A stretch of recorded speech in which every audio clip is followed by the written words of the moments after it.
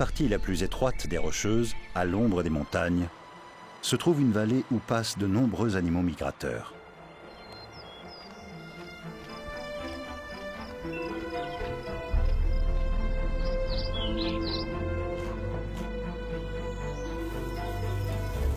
Mais leur périple est dangereux. Les wapitis et les élans doivent échapper aux plus grands prédateurs d'Amérique du Nord. Les grizzlies, les pumas et les loups. C'est un combat quotidien entre le chasseur et sa proie, où chaque individu lutte pour sa survie.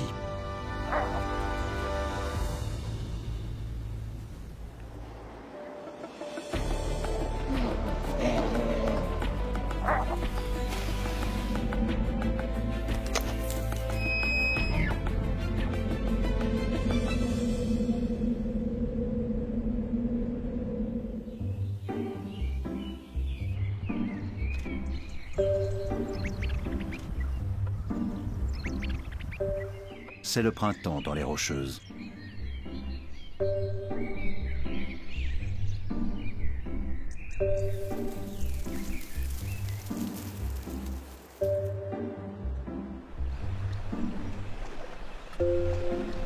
Cette femelle grizzly vient de sortir de sa période d'hibernation. Elle est affamée.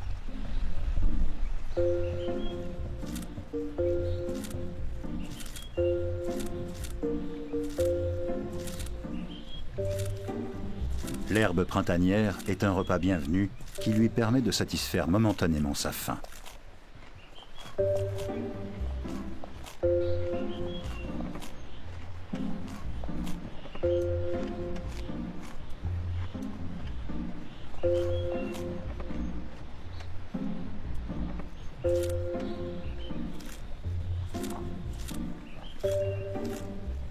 Au cours des 6 derniers mois, elle s'était réfugiée dans sa tanière pour dormir, sans eau ni nourriture, en attendant la fin de l'hiver.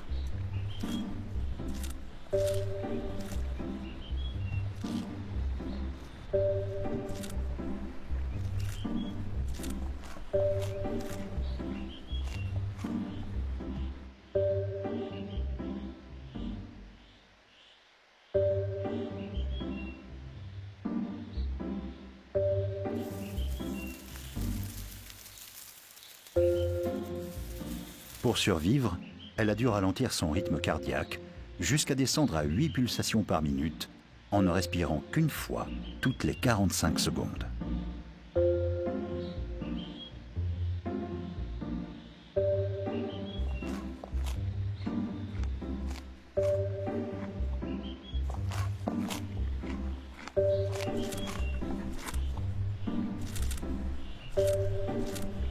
Pour trouver l'énergie nécessaire à sa survie, son organisme a dû puiser dans ses réserves de graisse, provoquant une perte de poids impressionnante, 1/3 de sa masse corporelle.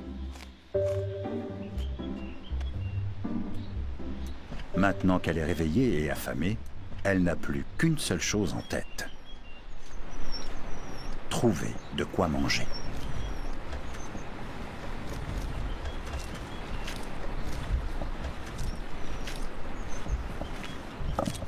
L'ours est un omnivore. Malgré sa réputation de bête sanguinaire, les végétaux peuvent constituer jusqu'à 90% de son régime alimentaire.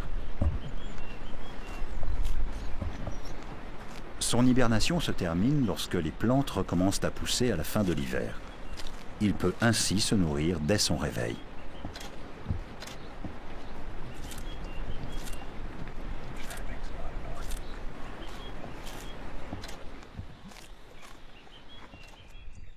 Non loin de là, un mâle extrêmement maigre n'a pas envie de verdure. Il est à la recherche de restes.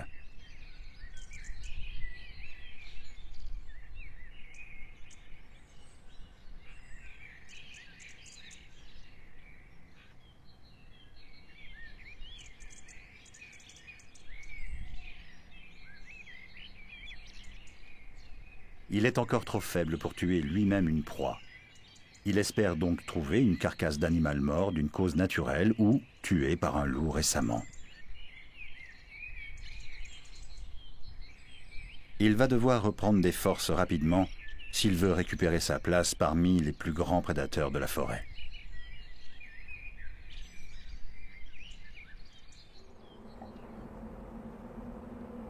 Plus haut dans les montagnes, un troupeau de wapitis est à l'affût et surveille les alentours à la recherche d'éventuels prédateurs.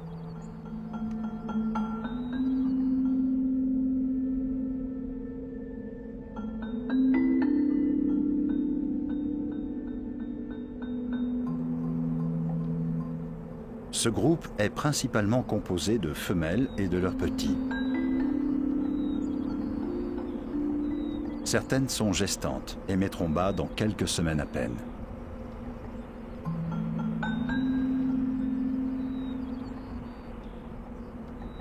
Le troupeau se déplace vers les zones encore enneigées, plus en amont, pour se réfugier dans les bois et échapper aux prédateurs qui redescendent dans la vallée.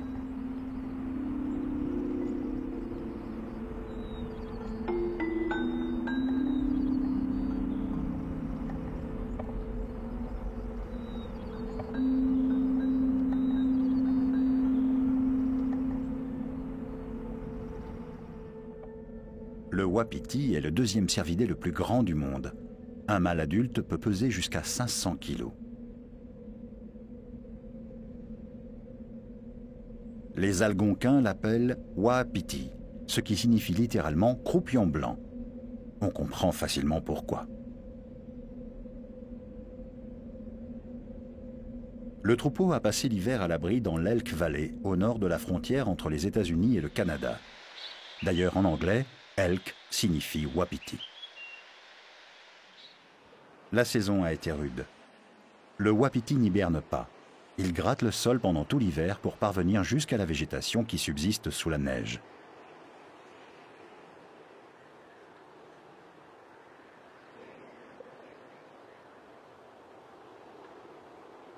Ceux-là sont affamés et broutent les jeunes pousses d'herbe chacun leur tour, tandis que les autres montent la garde.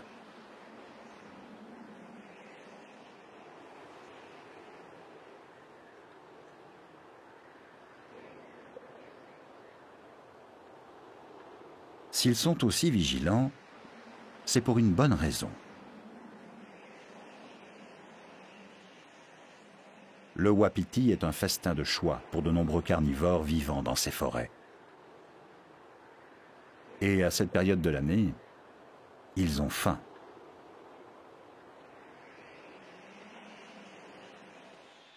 Cette zone située au sud-est de la Colombie-Britannique s'appelle le Kootenay, en référence au peuple amérindien qui a le premier vécu ici. Il s'agit de la seule région où l'on peut trouver les 16 carnivores natifs d'Amérique du Nord, dont font partie l'ours, le glouton, le lynx et le loup. À cet endroit, la chaîne des Rocheuses est très étroite et constitue un point de passage idéal pour les animaux migrateurs. De nombreuses zones du Kootenay sont protégées et les animaux peuvent y vivre loin de la présence humaine. Les rivières Kootenay, Flathead et Elk s'écoulent dans ces vallées et chevauchent la frontière entre les deux pays. Les animaux qui parcourent la région suivent ces trois cours d'eau.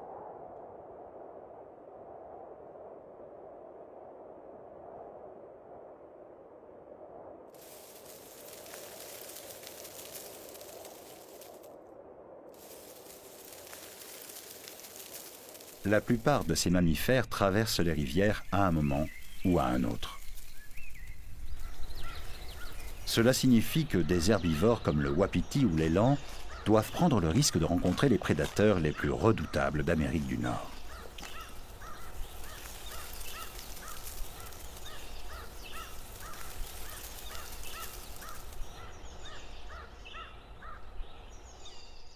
La fin d'un hiver aussi long, froid et rude constitue un moment décisif pour la survie de nombreux animaux. Les enjeux sont élevés, à la fois pour les proies et les prédateurs, qui s'affrontent pour survivre.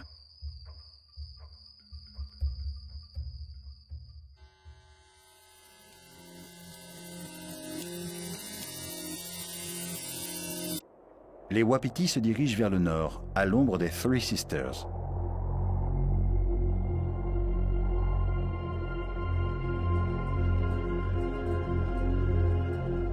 Selon une légende locale, un chef indien ne parvenait pas à se décider entre 3 femmes. Agacé par son indécision, les dieux le transformèrent en montagne. Les 3 femmes étaient si tristes qu'elles demandèrent aux dieux de leur faire la même chose. C'est ainsi qu'elles devinrent les Three Sisters, les 3 sœurs. À plus de 3000 mètres d'altitude, le sommet central est le point culminant de la région.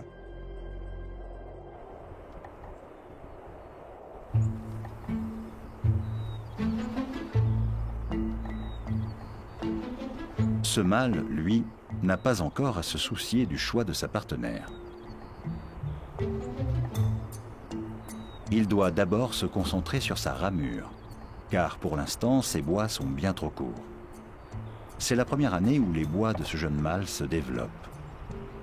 Il doit donc dépenser beaucoup d'énergie pour les faire grandir et les renforcer. Au cours des prochains mois, de nouvelles couches de cartilage vont se former sur les bois et progressivement se transformer en os.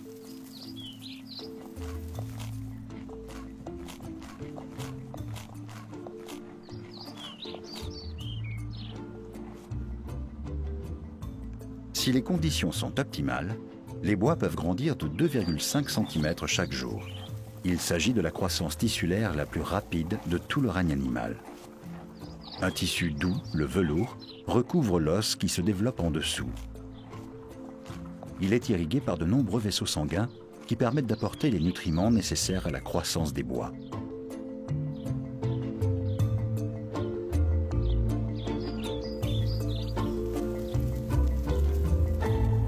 Si la nourriture vient à manquer, les mâles peuvent puiser du calcium dans leurs os pour maintenir la croissance des bois. Une fois totalement développés, les bois permettent au wapiti de quasiment doubler sa taille pour atteindre près de 3 mètres.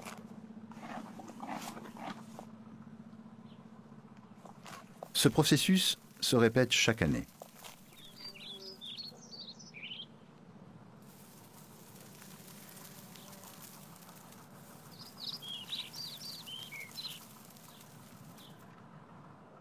Les bois tombent généralement en mars et commencent à repousser quelques jours plus tard.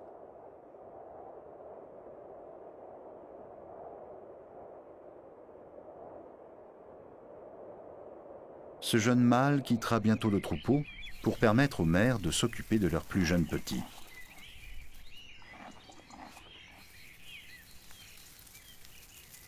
Il rejoindra d'autres jeunes individus jusqu'à ce que ces bois atteignent leur taille adulte.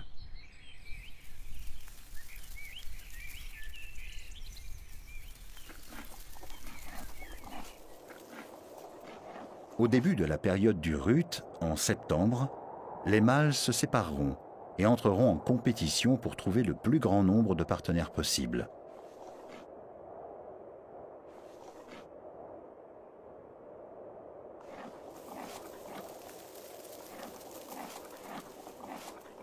Mais les bois ne sont pas de simples armes.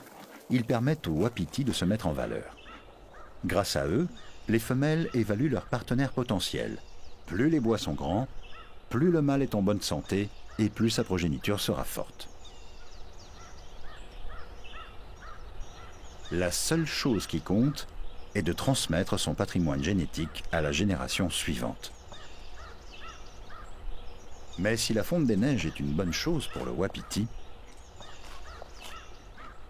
le lynx, lui, perd un avantage précieux. Ce félin est parfaitement adapté pour la chasse en hiver. Il possède une fourrure épaisse et ses longues pattes se terminent par de gros coussinets qui lui permettent de marcher sur la neige comme avec des raquettes. Chaque jour, il parcourt en moyenne 3,2 km à la recherche de nourriture. Mais avec la fonte des neiges, il va devoir faire face à la concurrence des autres prédateurs, plus doués lors des autres saisons. Comme ce puma, qui s'avance discrètement dans la vallée, attiré par la population grandissante de wapitis.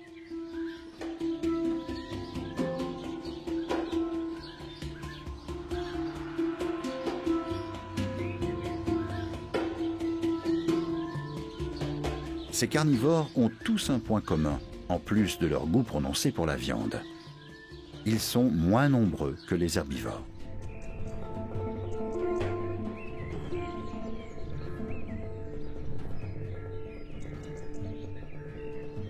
Dans un écosystème, les populations de prédateurs sont généralement moins importantes que celles des proies.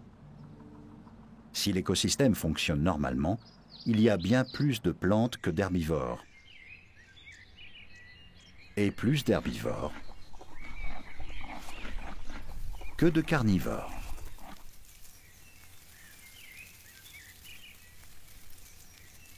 Cela signifie que tous les groupes d'animaux ont suffisamment de nourriture. Et cela permet de conserver l'équilibre. Mais dès que l'homme intervient, tout est bouleversé. Bien qu'ils soient vitaux pour leur écosystème, des carnivores comme le loup ont été chassés de leur territoire à cause de l'activité humaine. Ce corridor naturel au sein des Rocheuses est l'un des seuls endroits d'Amérique du Nord où ils peuvent prospérer.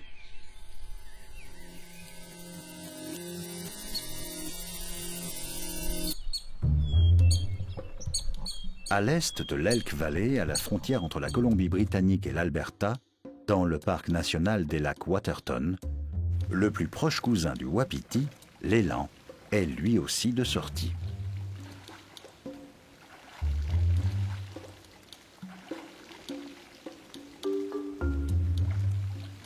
Il s'agit du plus grand cervidé et du plus grand mammifère d'Amérique du Nord. Il pèse 800 kg et mesure près de 2 mètres au garrot.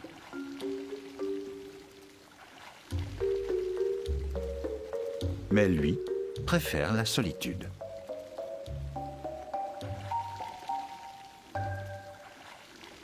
Engloutir 33 kg de nourriture par jour est bien plus facile si personne n'est là pour vous faire de la concurrence.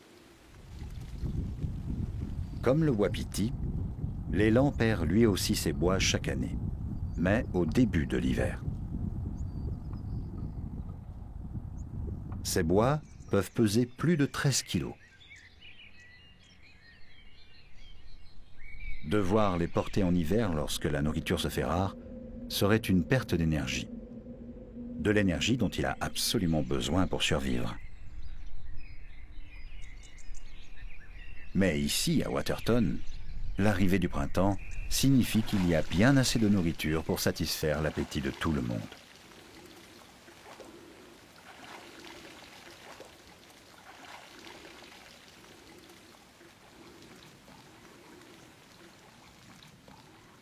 En 1979, la région a été déclarée réserve de biosphère et classée au patrimoine mondial en 1995.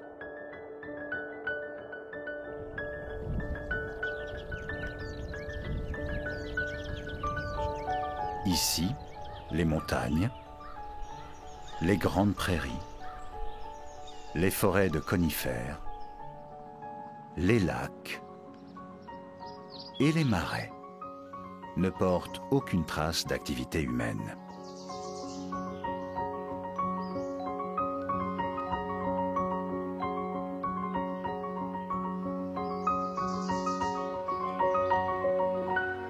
En altitude, de l'air chaud et humide en provenance de l'océan Pacifique rencontre une masse d'air froid venue du nord. C'est ce mélange qui fait du parc la zone la plus humide de la province. Les conditions sont idéales pour la flore locale. La moitié des espèces végétales de l'Alberta se développent à Waterton. On y trouve même 22 espèces endémiques. Mais les fleurs ne sont pas les seules touches de couleur dans le paysage. Waterton est la zone où les prairies rencontrent les montagnes. Et c'est dans le canyon Red Rock que c'est le plus visible. Ces couches rocheuses très épaisses se sont formées au fond d'une mer qui se trouvait là il y a 1,5 milliard d'années. Les glaciers, les rivières et autres cours d'eau ronge la roche depuis. Cette roche rouge vif est de la mudstone, formée il y a des millions d'années. C'est l'exposition à l'oxygène qui lui a donné cette couleur. Il n'y a plus de glaciers à Waterton, mais il existe de nombreuses preuves de leur présence passée. Le lac Waterton supérieur est le lac le plus profond des Rocheuses canadiennes et est relié à l'océan Arctique par la rivière Saskatchewan. Cela signifie que cet élan est peut-être en train de nager dans un cours d'eau qui finira dans l'océan Arctique. L'élan est très à l'aise dans l'eau et est capable de nager quelques jours à peine après sa naissance. La priorité des proies est d'éviter à tout prix les prédateurs.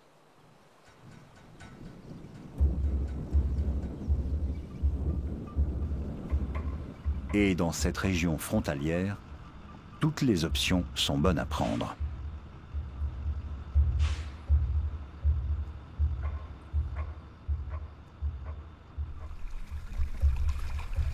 Adapté à la vie aquatique, l'élan peut nager à une vitesse de 10 km/h et plonger jusqu'à une profondeur de 5 mètres.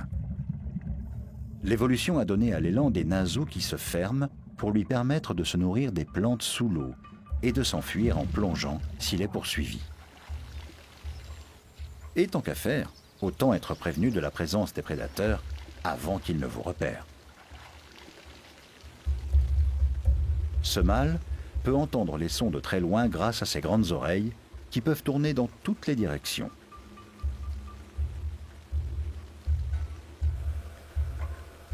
Ces bois lui permettent également d'amplifier les sons perçus par ses oreilles.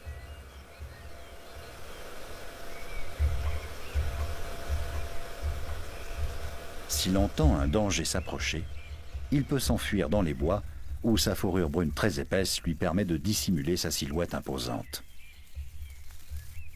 Plus haut dans la vallée, ces cerfs de Virginie scrutent les alentours afin de repérer d'éventuels prédateurs. Ils broutent l'herbe tout en tendant l'oreille pour s'assurer qu'aucun grand carnivore ne rôde dans les parages. Comme les wapitis, ces cerfs ont un postérieur blanc, mais il ne leur est pas utile pour le camouflage. Il leur sert d'avertissement, car à l'approche du danger, il faut détaler. Ces cerfs, comme les wapitis, s'occupent collectivement de la sécurité du groupe. Si l'un d'entre eux est effrayé, tous les autres le suivent et redressent leur queue blanche afin d'alerter le reste du groupe du danger potentiel. Et rattraper un cerf de Virginie n'est pas facile. Il peut courir à plus de 50 km/h et faire des bonds de plus de 3 mètres de long. Sa vitesse est son meilleur atout pour survivre, même si cet animal a le handicap d'être le plus petit membre de la famille des cervidés. Il peut peser jusqu'à 136 kg et mesure environ 1,20 m au garrot. Il reste imposant à côté d'une personne.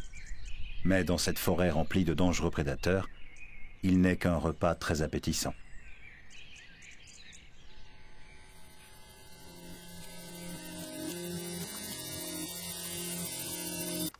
Si ce cerf peut aller aussi vite, c'est grâce à ses pattes.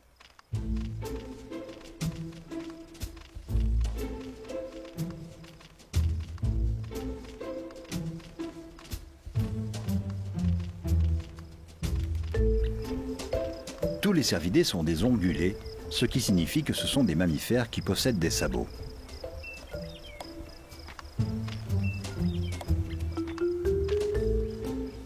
La plupart des ongulés sont herbivores, et donc des proies.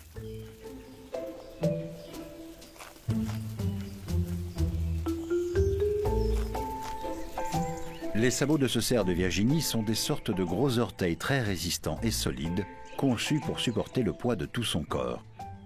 Et comme cet orteil fait tout le travail, le reste du pied s'est étendu avec le temps pour devenir une partie intégrante de la patte.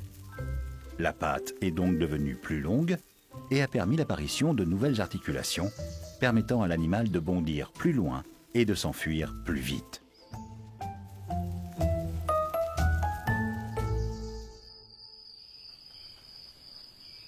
Les wapitis doivent pouvoir courir vite, car leur vue ne leur permet pas de voir les dangers arriver.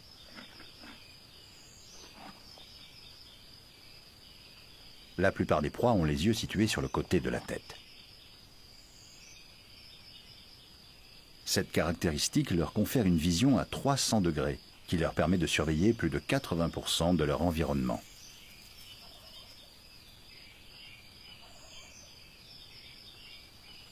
Mais même s'ils voient beaucoup de choses, ils ne les voient pas bien.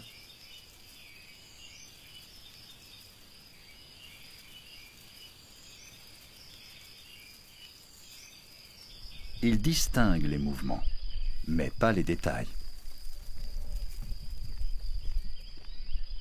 Leur vue, bien que faible, se trouve améliorée dans les environnements sombres par le tapetum lucidum, une couche réfléchissante située derrière la rétine. Cette structure agit comme un miroir à l'intérieur de l'œil et renvoie la lumière à travers la rétine une seconde fois. Ceci permet aux wapitis de repérer de nuit les prédateurs comme les loups, qui chassent au clair de lune.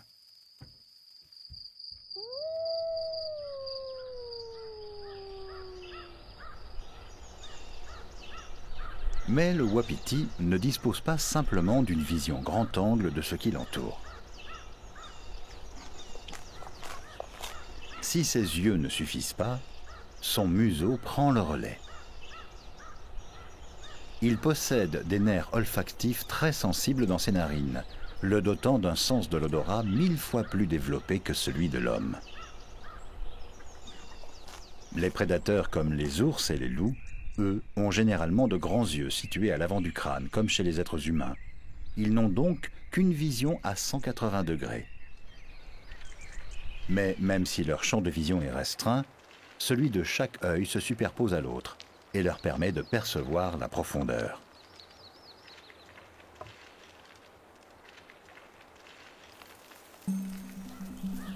Grâce à cette vision en 3D, ils peuvent situer leur proie précisément et passer à l'attaque en un éclair.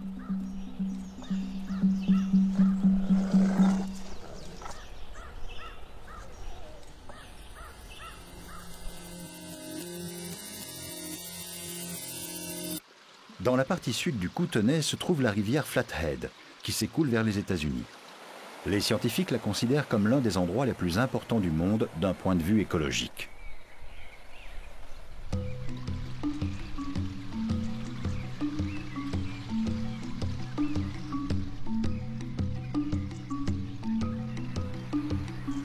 Ici, on trouve des milliers d'espèces végétales et plus de 1000 variétés de fleurs sauvages.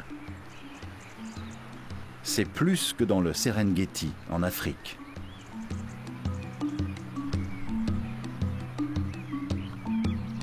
Cette rivière est l'une des dernières en Amérique du Nord qui soit vierge de toute présence humaine.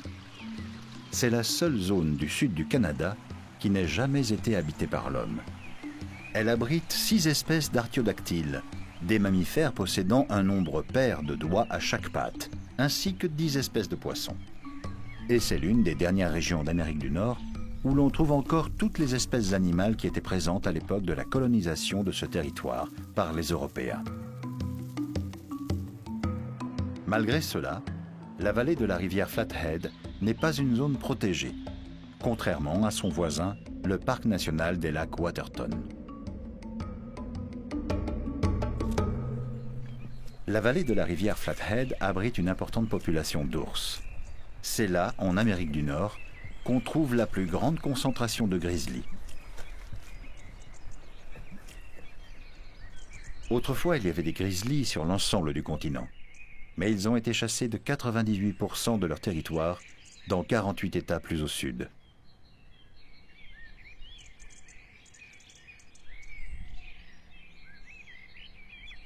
Ici, au sud du Kootenay, ils peuvent prospérer. Cette femelle a enfin recouvré toutes ses forces. Elle a donc décidé d'emmener son petit de 3 ans près de la rivière pour chasser des poissons, car chez les ours, ce sont les mères qui sont les meilleurs professeurs. Cette jeune oursonne a atteint un stade crucial de son éducation. Elle a suffisamment vécu aux côtés de sa mère pour savoir survivre seule. Mais elle n'a pas l'air prête à la quitter pour l'instant. C'est au cours de ces 3 premières années qu'elle apprend à se servir de ses muscles puissants et de son intelligence pour chasser de quoi manger.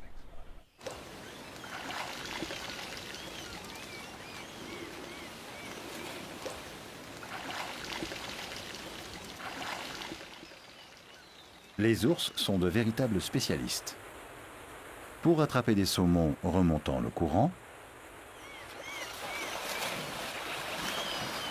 pour chasser des écureuils ou brouter l'herbe dans les marais.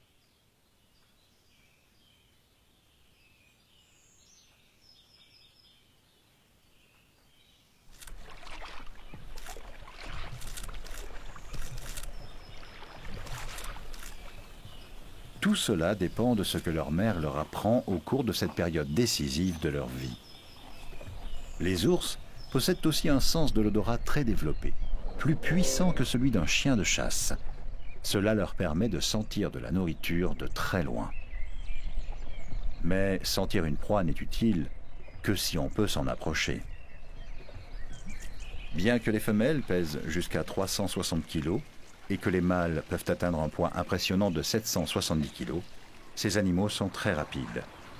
Ils sont capables de battre un cheval à la course sur de courtes distances. Le grizzly peut s'approcher discrètement d'un troupeau de wapitis s'il reste sous le vent. Il peut approcher ses proies à 200 mètres sans qu'elles ne s'en rendent compte.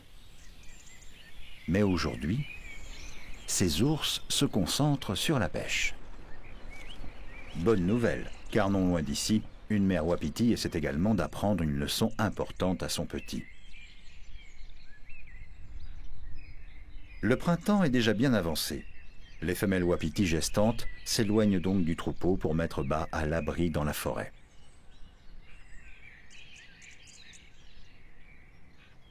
Les wapitis sont les proies de prédilection de plusieurs prédateurs dans le Kootenay, et les nouveau-nés sont particulièrement vulnérables. Cette jeune femelle vient de franchir une étape importante.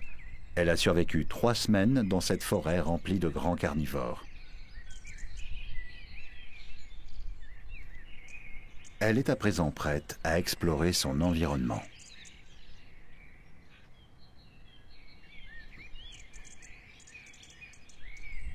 Bien entendu, sous la surveillance de sa mère et son instinct de protection.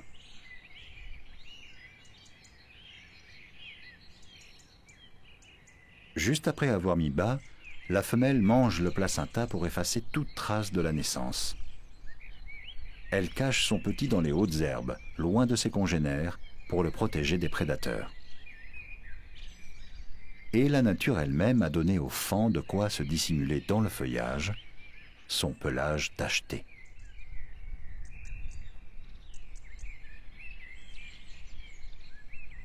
Il n'aura son pelage adulte qu'à l'âge de 6 mois.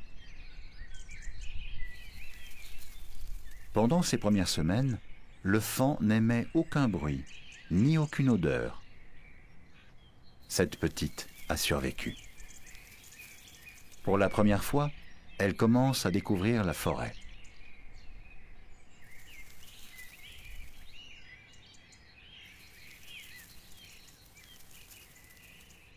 Ce comportement aventureux n'est pas du goût de sa mère, qui la surveille attentivement derrière les fourrés.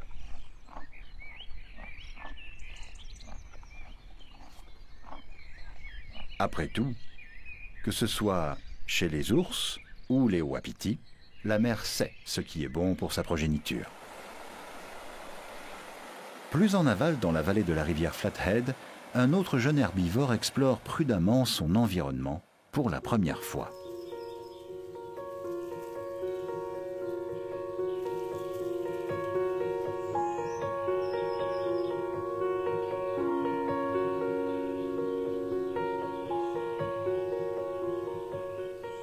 Cet élan a environ 2 mois. Comme le petit wapiti, il est né à l'abri, dans la forêt. Il prend rapidement des forces et est capable de marcher quelques heures après sa naissance. Au bout de quelques jours à peine, il court déjà plus vite qu'un être humain. Mais tous les faons ne survivent pas aussi longtemps. En effet, la moitié d'entre eux meurent avant l'âge de 6 semaines.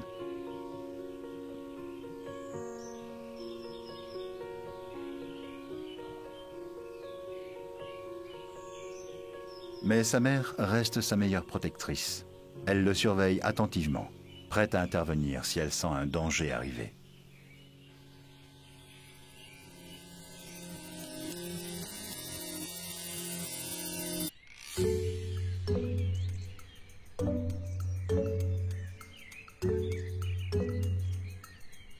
Les animaux terrestres ne sont pas les seuls à profiter du printemps. Au bord de la rivière Kootenay a élu domicile l'un des chasseurs du ciel les plus emblématiques de la région, le balbuzard pêcheur. Cette femelle construit un nid pour y pondre ses œufs.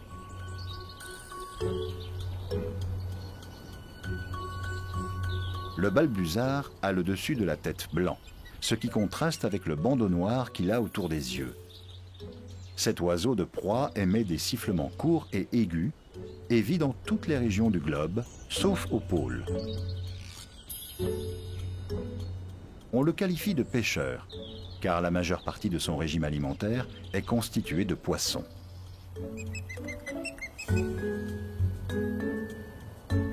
Avec son envergure moyenne d'1,80 m, il peut planer au-dessus des étendues d'eau et repérer des poissons à plus de 40 mètres.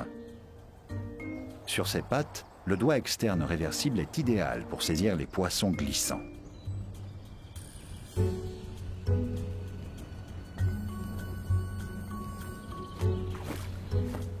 Il sait également qu'il vaut mieux tenir sa proie la tête vers l'avant pour offrir moins de prise au vent et éviter qu'elle ne tombe de ses serres. Il se nourrit de tous les poissons qu'il repère, mais ses proies de prédilection sont celles qui passent le plus clair de leur temps au fond de l'eau, comme les carpes.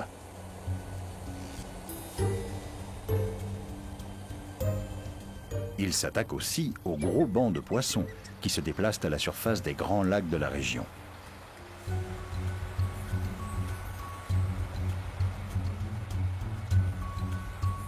Il n'est donc pas surprenant que le balbuzard pêcheur soit considéré comme l'un des chasseurs les plus efficaces du monde animal. Il est capable d'attraper sa proie 70% du temps. Alors que l'un des plus célèbres prédateurs terrestres, le loup gris, lui,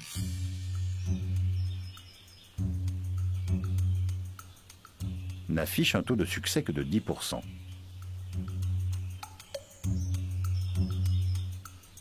Cela ne veut pas dire que les loups ne sont pas des spécialistes de la chasse.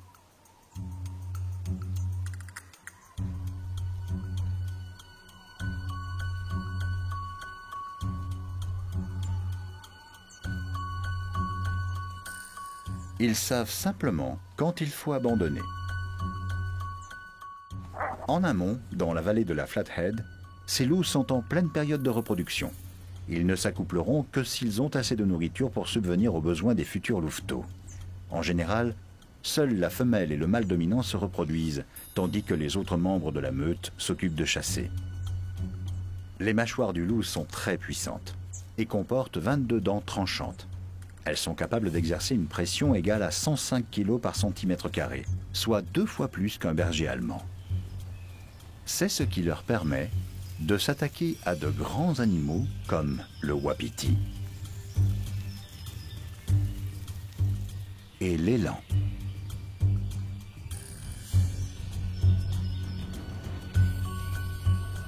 Et s'il le fait, ce n'est pas simplement pour relever un défi. Le loup a un appétit énorme et doit engloutir en moyenne 4 kg de viande par jour.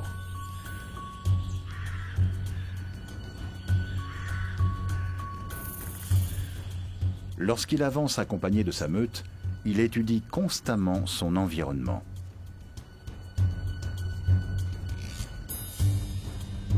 Il peut sentir une proie à près de 3 km de distance.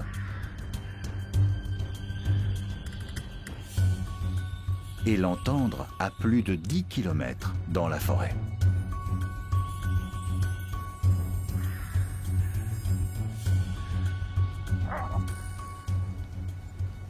Il peut courir jusqu'à 70 km/h et couvrir de très grandes distances en peu de temps. Le loup est aussi très doué pour se dissimuler.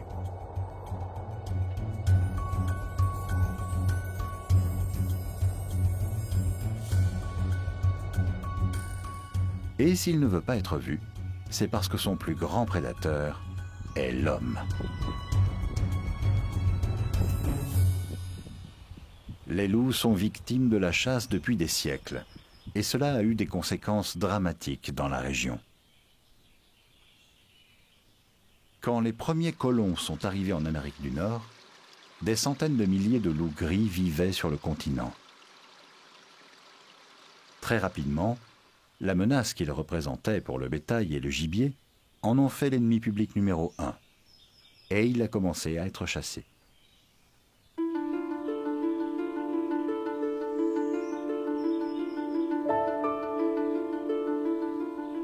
Selon les autorités en charge de la préservation de la faune aux États-Unis, l'homme a chassé le loup avec plus de rage que n'importe quel autre animal dans l'histoire.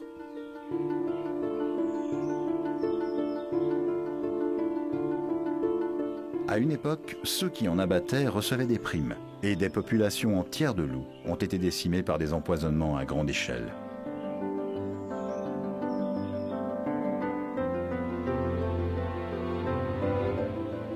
À la fin du XIXe siècle, les loups étaient tués par milliers.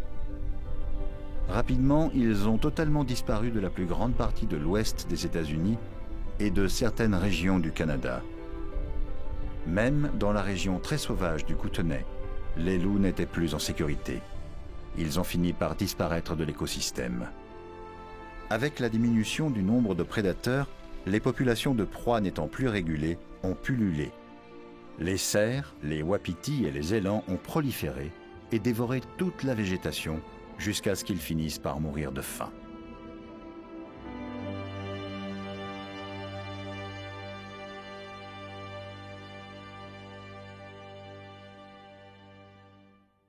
Les plus petits herbivores de la région se sont donc eux aussi retrouvés sans nourriture. Les oiseaux n'avaient plus d'endroit où faire leur nid. Le nombre de charognards comme les pigargues à tête blanche, les blaireaux et les renards a diminué lui aussi. C'est à ce moment-là que les autorités locales et les scientifiques ont constaté ces changements radicaux. En 1978, le loup gris est donc déclaré espèce menacée dans les Rocheuses et tout est mis en œuvre pour le protéger. La première étape est d'interdire à l'homme de le chasser. La deuxième est de l'empêcher d'empiéter sur le territoire de cet animal.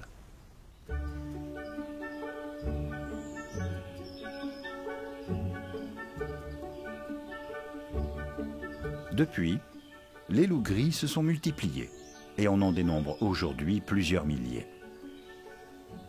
Ils ont été retirés de la liste des espèces menacées dans plusieurs zones situées autour des Rocheuses, un exploit réalisé seulement pour 1% des animaux présents sur cette liste. Et dans le Kootenay uniquement, on trouve environ 1000 loups dans les vallées.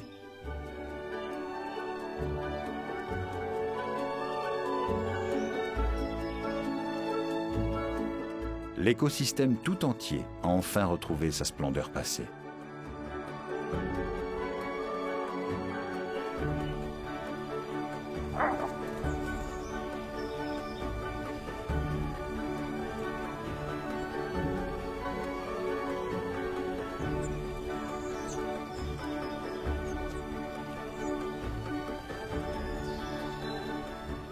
En ce milieu de printemps, alors que la nature reprend vie, les confrontations entre carnivores et herbivores continuent.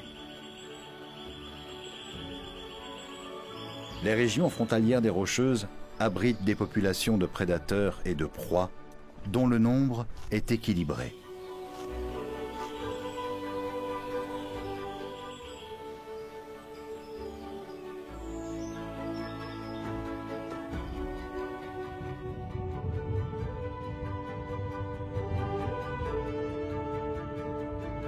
Dans un écosystème préservé et protégé, les lois de la nature permettent aux animaux de vivre et de s'épanouir à l'abri des ravages que l'homme peut causer.